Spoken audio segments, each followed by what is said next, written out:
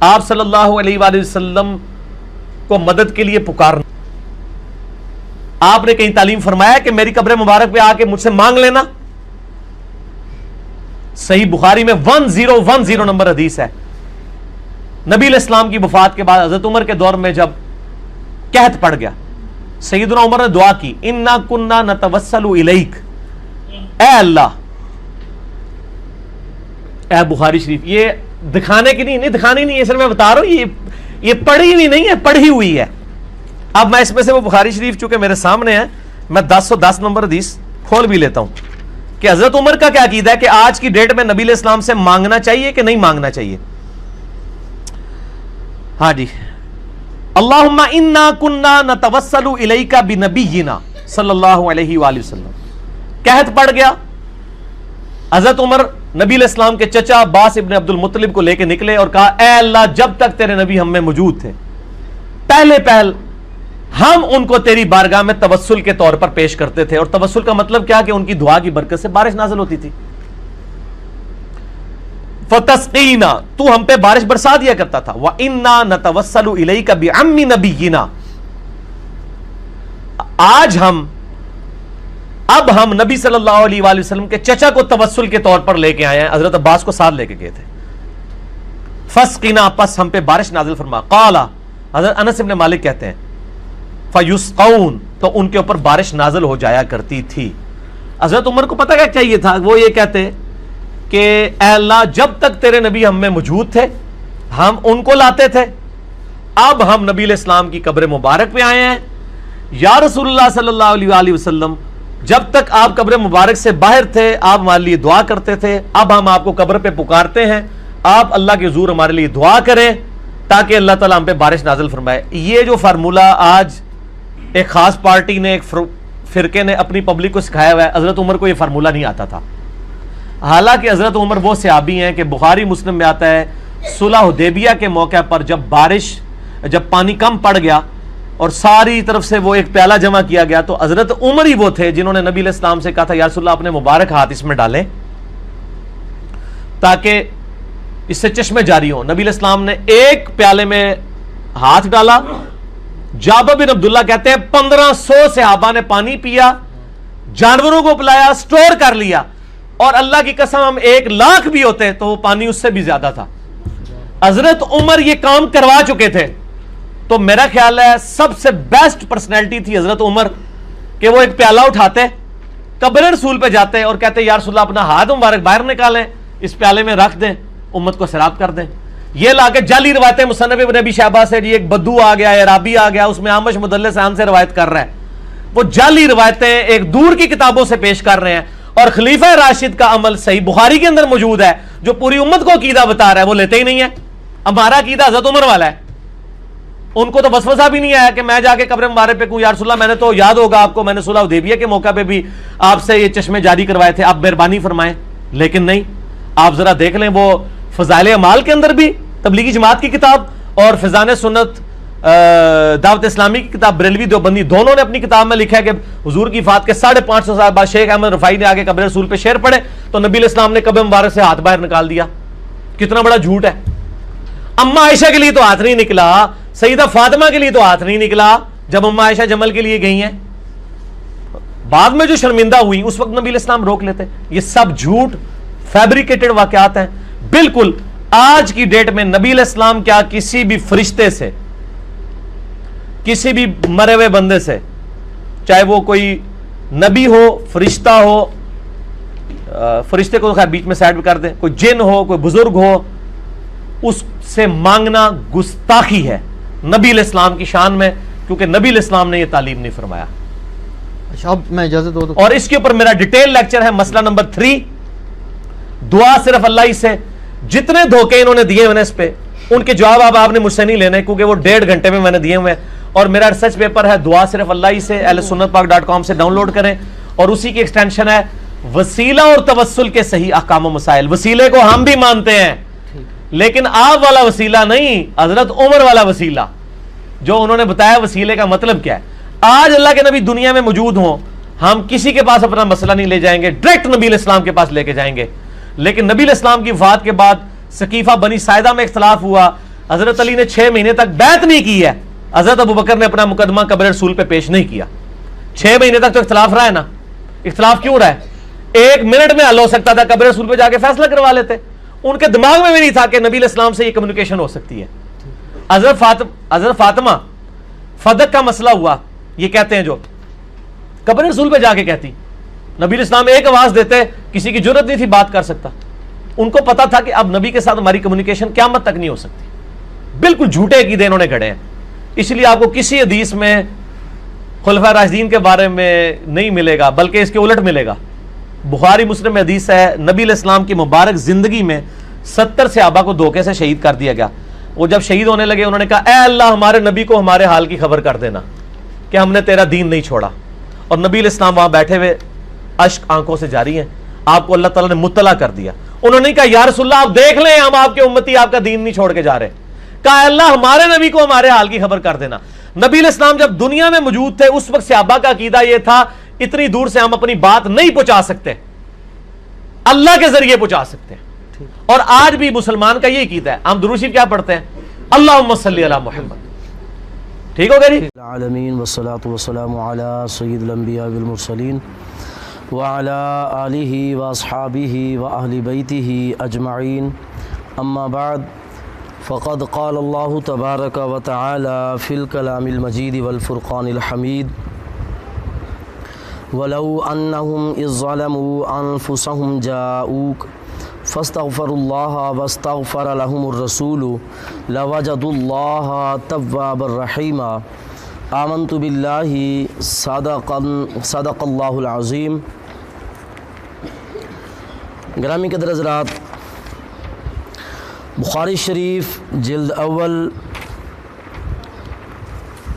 حدیث پاک ہے, نبی کریم رؤوف رحیم صلی اللہ تعالی علیہ وآلہ وصحبہ وبارک وسلم کے وصال مبارک کے بعد مدینہ پاک میں قحط ہو گیا تو حضرت عمر بن خطاب رضی اللہ تعالی عنہ آپ نے حضرت سیدنا عباس بن عبد المطلب رضی اللہ تعالی عنہ کا وسیلہ پیش کر کے اللہ کی بارگاہ میں بارش کی دعا کی. الفاظ ہیں, اللہم انا کننا نتوسل الیک بنبینا صلی اللہ علیہ وسلم فتسقینا و انا نتوسل الیک بعم نبینا فاسقنا قال فیسقون. یہ بخاری شریف کی حدیث نمبر 1010 ہے کہ حضرت عبداللہ بن عمر رضی اللہ تعالی عنہ نے اللہ کی بارگاہ میں عرض کی, یا اللہ جب تک نبی کریم صلی اللہ علیہ وسلم ہمارے درمیان موجود ہوتے تھے تو ہم نبی کریم علیہ السلام کے وسیلے سے تیری بارگاہ میں دعا کیا کرتے تھے. آج مصطفیٰ کریم صلی اللہ تعالی علیہ وآلہ وصحبہ وبارک وسلم ہمارے درمیان موجود نہیں ہیں. یا اللہ ہم تیرے حبیب صلی اللہ علیہ وسلم کے چچا حضرت عباس بن عبد المطلب کا وسیلہ پیش کر کے تیری بارگاہ میں دعا کرتے ہیں, یا اللہ ہمیں بارش عطا فرما. تو آگے راوی فرماتے ہیں کہ فیسقون, جب یہ دعا کی گئی تو بارش برسا دی گئی. حضرت عباس رضی اللہ تعالیٰ عنہ کا وسیلہ پیش کر کے دعا کی گئی تو بارش ہو گئی. اس حدیث کو پیش کر کے کچھ جاہل یہ اعتراض کرتے ہیں کہ دیکھیں نبی کریم علیہ السلام کے ظاہری حیات میں تو نبی کریم علیہ السلام کا وسیلہ پیش کیا جا سکتا تھا. نبی کریم علیہ السلام جب دنیا سے پردہ فرما چکے تو نبی کریم علیہ السلام کا وسیلہ پیش کرنا جائز نہیں. نبی کریم علیہ السلام کے مزار کے اوپر جا کر دعا مانگنا جائز نہیں. حضرت عمر کا یہ عقیدہ ہے, اگر نبی کریم علیہ السلام کا بعد از وفات نبی وسیلہ جائز ہوتا تو حضرت عمر حضرت عباس کا وسیلہ کیوں پیش کرتے, نبی کریم علیہ السلام کا ہی وسیلہ پیش کر کے دعا مانگ لیتے. اس حدیث کے اوپر جو اعتراض ہوا, اس حوالے سے چند ایک باتیں حضرات کے سامنے. اعتراض کرنے والوں نے تو اعتراض کیا کہ نبی کریم علیہ السلام کے وصال کے بعد حضرت عمر نے نبی کریم علیہ السلام کا وسیلہ پیش کیوں نہ کیا. حضرت عمر رضی اللہ تعالیٰ عنہ کا عمل تو بعد میں دیکھا جائے گا. حدیث کے اوپر تبصرہ بعد میں ہوگا. سب سے پہلے تو قرآن مجید ہے.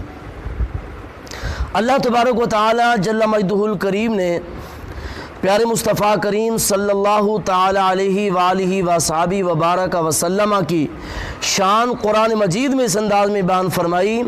اللہ تعالیٰ ارشاد فرماتا ہے وَلَوْ أَنَّهُمْ إِذْ ظَلَمُوا أَنفُسَهُمْ جَاءُوكَ، فرمایا کہ اگر جب وہ اپنی جانوں پر ظلم کر لیں، جاؤک، اے محبوب وہ تمہارے حضور حاضر ہوں، فاستغفر اللہ، تمہاری بارگاہ میں آ کر وہ اللہ سے معافی مانگیں. اللہ تو ہر جگہ پر موجود ہے، اللہ ہر جگہ پر موجود ہے، لیکن معافی کا یقینی ہونا، استغفار کا، قبولیت کا یقینی ہونا کہاں پر ہے؟ وہ بارگاہ مصطفیٰ میں ہے. فرمایا کہ جاؤ کا، پیارے حبیب وہ آپ کی بارگاہ میں آ جائیں، فاستغفر اللہ، وہاں پر آ کر آپ اللہ سے معافی مانگیں. واستغفر لهم الرسول، صرف ان کا معافی مانگ لینا ہی کافی نہ ہوگا. مصطفیٰ کریم کی بارگاہ میں آ جائیں، وہاں پر آ کر اللہ سے معافی مانگیں، اور پھر مصطفیٰ کریم علیہ الصلاۃ والسلام ان کی شفاعت فرمائیں. وہ بھی معافی مانگے، مصطفیٰ کریم علیہ السلام بھی ان کی شفاعت فرمائیں کہ یا اللہ یہ میری بارگاہ میں آ کر تجھ سے مانگ رہے ہیں، مولا باہر جو بھی تھے اب تو میرے پاس آ گئے ہیں. جب مصطفیٰ کریم علیہ السلام کی شفاعت شامل حال ہوگی تو پھر نبی کریم علیہ الصلوۃ والسلام کی شفاعت کا صدقہ اللہ تعالیٰ ارشاد فرماتا ہے لَوَجَدُوا اللَّهَ تَوَّابًا رَحِيمًا، مصطفیٰ کریم کی شفاعت کے صدقے بہت توبہ قبول کرنے والا مہربان اللہ کو پائیں گے. یہ قرآن پاک کی آیت ہے، حدیث نہیں ہے جس کے اندر مدلس راویوں کو دیکھا جائے گا. یہ حدیث نہیں ہے جس کے اندر ضعف کو تلاش کیا جائے گا. یہ حدیث نہیں ہے کہ جس کے اندر جرح و تعدیل سے کام لیا جائے گا. ایسی بات بالکل نہیں. یہ قرآن پاک ہے، آیت ہے، اور آیت بھی منسوخ نہیں ہے. قیامت تک یہ آیت معمول میں آنے والی آیت ہے. جب یہ قیامت تک کے معمول میں آنے والی آیت ہے تو سوال یہ ہے کہ آج اس آیت کو منسوخ کیا جا سکتا ہے؟ بالکل منسوخ نہیں کیا جا سکتا.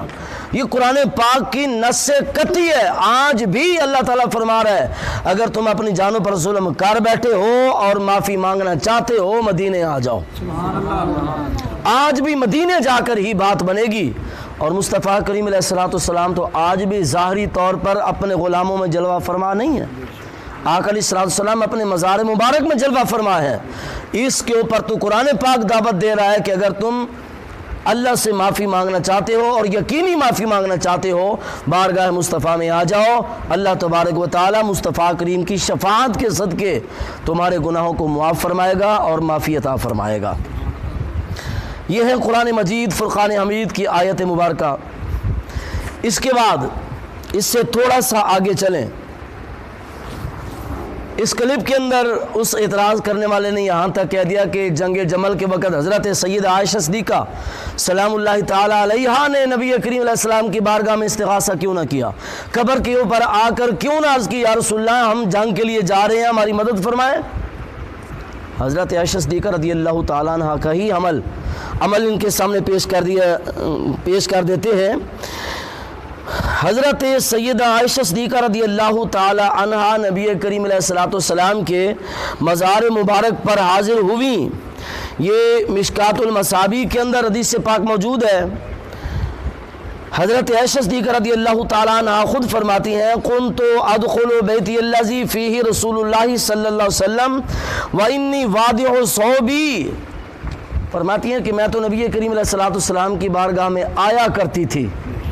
معمول تھا، یہ ماضی استمراری کے ساتھ بیان کیا گیا. معمول تھا اماں جی کا سرکار مدینہ کی بارگاہ میں آیا کرتی تھی. حضرت سیدنا ابوبکر صدیق رضی اللہ تعالیٰ عنہ کا وصال ہوا، ان کو بھی وہیں دفن کیا گیا. اماں جی فرماتی ہیں پھر بھی میں آیا کرتی تھی. کس انداز میں؟ وَإِنِّي وَاضِعُ ثَوْبِي، جو میرا مبارک روزانہ کا معمول تھا، میں جو لباس پہنتی تھی اسی لباس میں آ جایا کرتی تھی. میرا اپنا حجرہ تھا. کس انداز سے؟ میں یہی سوچا کرتی تھی کہ میرے شوہر ہیں اور میرے ابا جی ہیں. پھر ہوا کیا کہ فلما دفن عمر ومعهم فوالله ما دخلته الا وانا مشدودة علی ثيابي حیاء من عمر. فرماتی ہیں کہ جب حضرت عمر پاک رضی اللہ تعالی عنہ شہید ہوئے، ان کو بھی وہیں دفن کیا گیا. آتی تو میں پھر بھی تھی، حضرت عمر کے وصال شہادت کے بعد، دفن ہونے کے بعد آتی تو میں پھر بھی تھی، لیکن اپنے آپ کو مکمل لباس میں ڈھانپ کے آیا کرتی تھی۔ کیوں؟ پہلے آتی تھی بلا جھجک، یہ سوچ کر کہ میرے شوہر ہیں، میرے ابا جی ہیں، اب حضرت عمر آگے ہیں، یہاں پر ان کا مزار بن گیا، پر میں مکمل اپنے آپ کو لباس میں ڈھانپ کے میں مزار مبارک پر آتی ہوں۔ کس لیے آپ ڈھانپ لیتی ہیں؟ اب وہ بلا جھجک آنے کا انداز کیوں نہیں؟ فرماتی ہیں حیا من عمر، اب مجھے عمر سے حیا آتی ہے۔ سبحان اللہ۔ حضرت اماں عائشہ صدیقہ رضی اللہ تعالیٰ عنہ نے یہ عقیدہ پیش فرمایا ہے کہ حضرت عمر رضی اللہ تعالیٰ عنہ اپنے مزار مبارک میں ہمیں دیکھ رہے ہیں۔ اگر حضرت عمر رضی اللہ تعالیٰ عنہ کی یہ طاقت ہے جس کو حضرت اماں عائشہ صدیقہ بھی تسلیم فرما رہی ہیں، تو پھر ان سے کہیں بلند درجہ حضرت ابوبکر صدیق کا ہے۔ اور ساری کائنات میں افضل الخلق، رب کے بعد اگر کسی کا رتبہ ہے، رب نے اپنی مخلوق میں کسی کو عظیم شان بنایا ہے، تو مصطفیٰ کریم علیہ السلام کی ذات بالا صفات ہے۔ بعد از خدا بزرگ توئی قصہ مختصر۔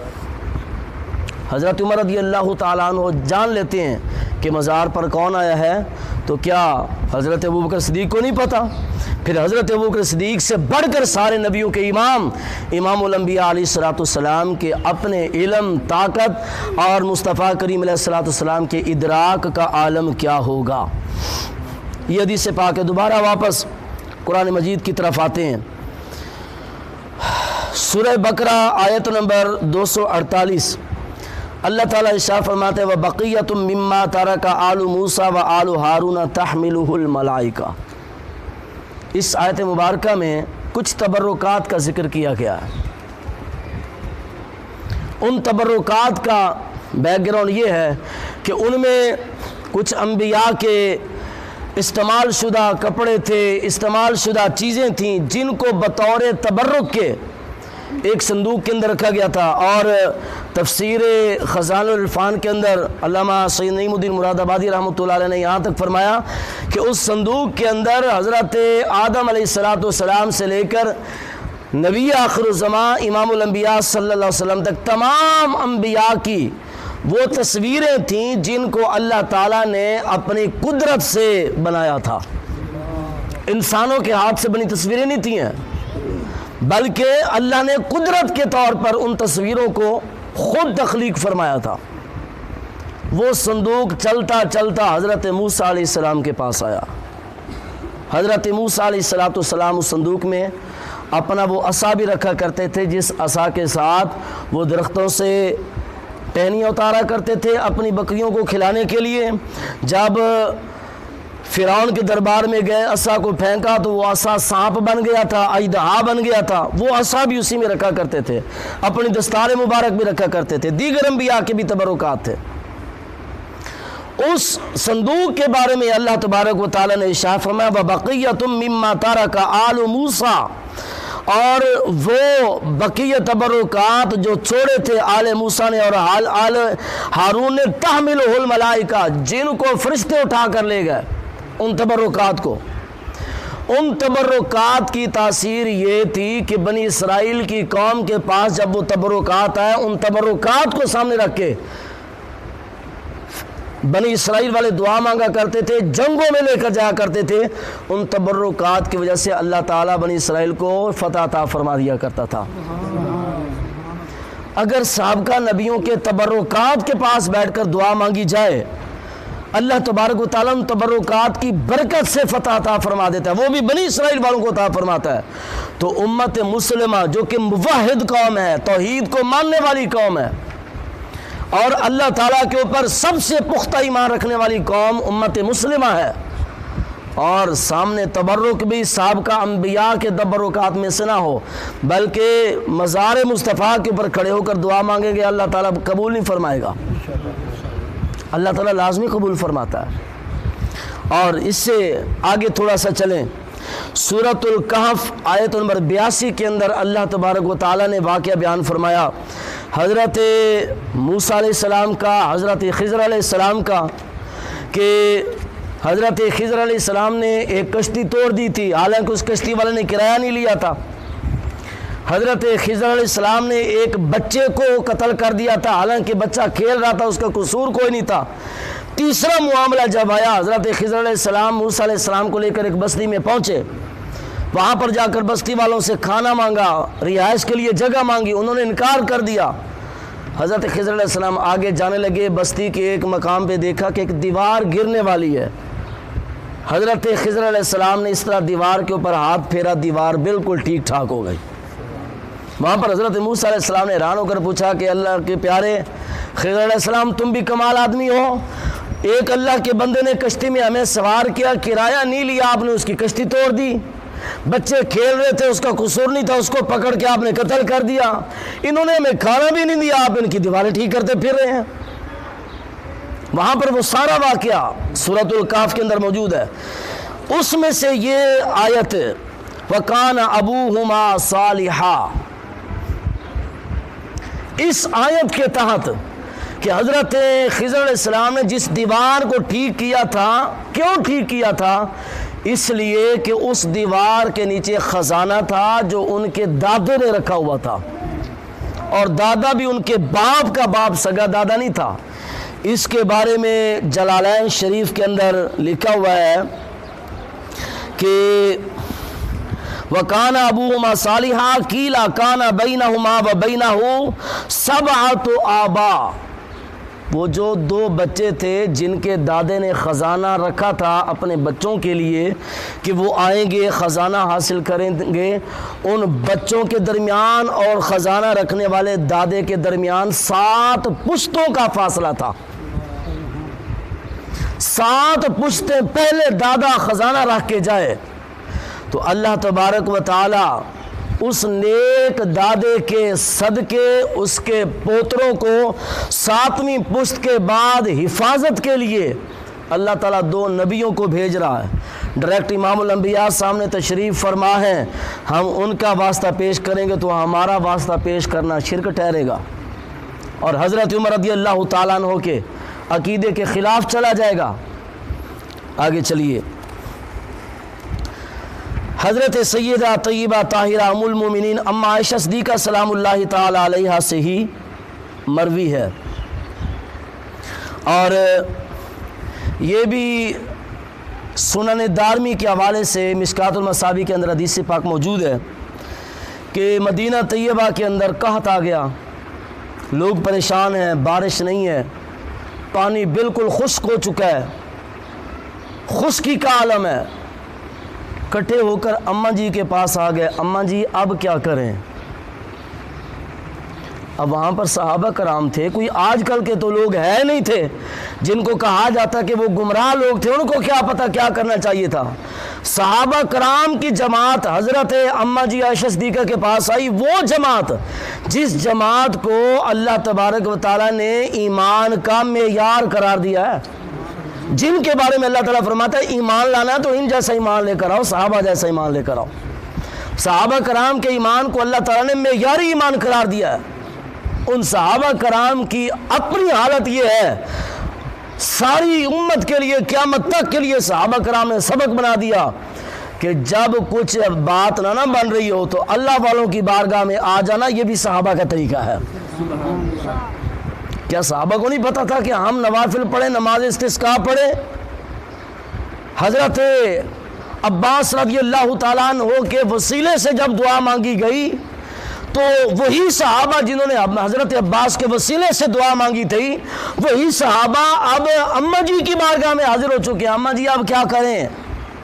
کیا اس وقت نبی کریم علیہ السلام کے خاندان کے لوگ موجود نہیں تھے؟ حضرت اماں جی کا وسیلہ پیش کر دیا جاتا کہ یا اللہ ڈائریکٹ تیرے محبوب کی محبوبہ بیوی کا واسطہ پیش کرتے ہیں، دعا کرتے ہیں یا اللہ بارش عطا فرما، اللہ تعالیٰ بارش عطا فرما دیتا۔ حضرت علی موجود تھے، ان کے وسیلے سے دعا کر دی جاتی۔ حضرت عبداللہ بن عباس موجود تھے، ان کے وسیلے سے دعا کر دی جاتی۔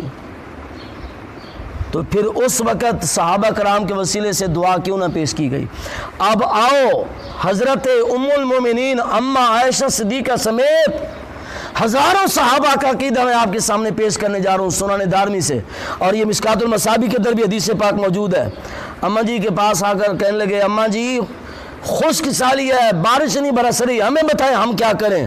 اماں جی کے جملے کیا تھے؟ قالت انظروا قبر النبی، اماں جی نے فرمایا قبر نبی کی طرف دیکھو، رسول اللہ کے مزار کی طرف دیکھو۔ یہ وہی مزار ہے جس مزار سے جاہل ملا منع کر رہے ہیں کہ مزار کے اوپر جانے سے کیا ملے گا، کچھ نہیں ملے گا، حضرت عمر کے عقیدے کے خلاف ہے۔ بدبخت تو صرف اہل سنت کو حضرت عمر کے عقیدے کے خلاف بتاتے بتاتے یہ بھول گیا کہ حضرت عمر رضی اللہ تعالیٰ عنہ کا عقیدہ کیا تھا۔ ارے حضرت عمر کے عقیدے کے تو خلاف جاتے جاتے یہ بھول گیا کہ تیرا فتویٰ اماں جی عائشہ صدیقہ کے خلاف جا رہا ہے، تو یہ بھول گیا کہ تیرا فتویٰ ہزاروں صحابہ کے خلاف جا رہا ہے، تو یہ بھول گیا کہ تیرا فتویٰ تاریخ اسلام کو پورے طریقے سے مسح کرنے کے لیے جا رہا ہے۔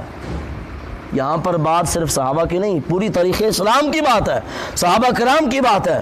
اماں جی نے فرمایا انظروا قبر النبی صلی اللہ علیہ وسلم، رسول اللہ کی قبر کی طرف دیکھو، ادھر ادھر کیوں دیکھ رہے ہو؟ مدینے والے کی قبر کی طرف دیکھو۔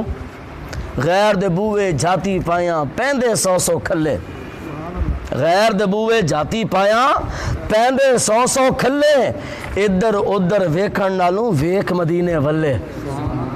اماں جی نے فرمایا انظروا قبر النبی صلی اللہ علیہ وسلم، قبر نبی صلی اللہ علیہ وسلم کی طرف دیکھو، فجعلوا منہ قوا الی السماء۔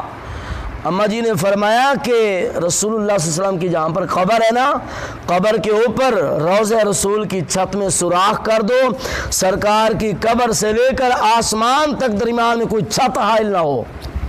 صحابہ کرام گئے، چھت کو پھاڑا، سوراخ کیا، جیسے ہی سوراخ کیا تھا مصطفیٰ کریم علیہ السلام کی قبر منور کا فیضان اتنا ہوا کہ پورے مدینے میں جل تھل بارش برسنا شروع ہو گئی ہے۔ صرف ایک حدیث کو لے کر امت کو گمراہ کرنا یہ اسلام نہیں ہے۔ اب رہی یہ بات کہ حضرت عمر رضی اللہ تعالی عنہ نے نبی کریم علیہ الصلوۃ والسلام کی قبر کو چھوڑ کر آقا علیہ الصلوۃ والسلام کے چچا حضرت عباس کا وسیلہ کیوں پیش کیا؟ کیا نبی کریم علیہ الصلوۃ والسلام کی قبر کے وسیلے کو حضرت عمر رضی اللہ تعالیٰ عنہ منع فرماتے تھے؟ ایسی بات نہیں ہے۔ بات یہ ہے کہ جب نبی کریم علیہ السلام کا وسیلہ پیش کیا جاتا تھا تو اس وقت وسیلہ پیش کرنے والے چہرہ مصطفیٰ کو دیکھ رہے ہوتے تھے۔ نبی کریم علیہ الصلوۃ والسلام کے مبارک چہرے کے اوپر نگاہیں ہوا کرتی تھیں، کہا کرتے تھے یا اللہ اس سونے کا صدقہ بارش عطا فرما دے۔